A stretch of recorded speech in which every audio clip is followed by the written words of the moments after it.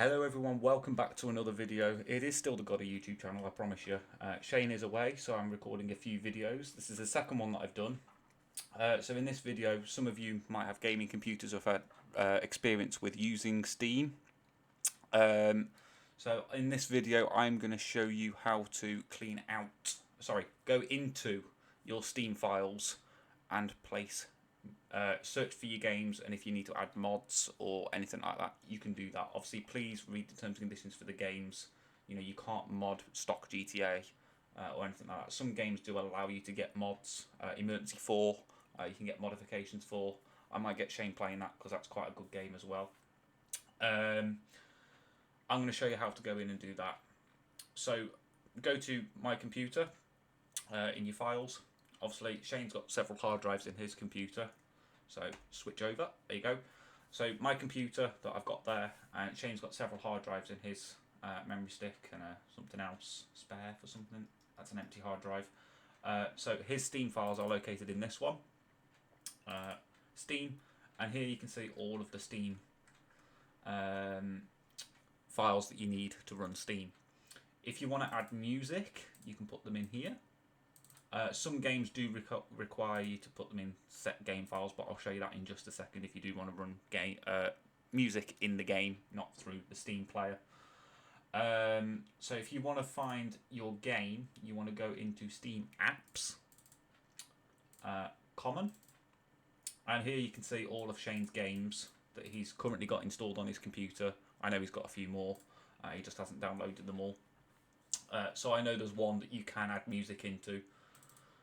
GTA. Obviously, if you were going to do mods, you'd copy this file, put it in a separate folder, so you've got a clean copy of GTA in case you break something or something doesn't work as it should, or maybe you've got a bad install pack from wherever you downloaded your mod from.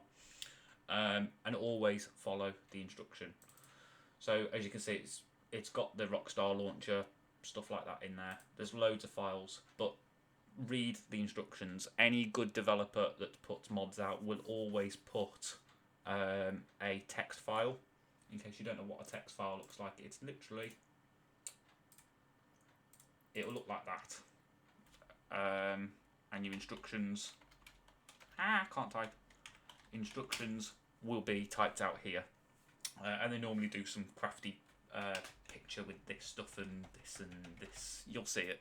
There's loads of them. I'll see if I can get a screenshot and I'll show you one. But yeah, there's loads that you can do using this.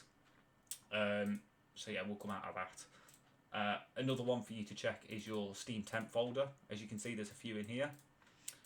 So relating back to the other video that we did on temp files on your computer, Steam does generate temp files as well. So all of these are empty. So I'll go ahead and delete those for Shane so they're clear. Make sure you do check that. Shader cache, this should also be empty. There's a few in there. Okay, that's for NVIDIA though, and AMD, that's fine. We need those, we can't delete those.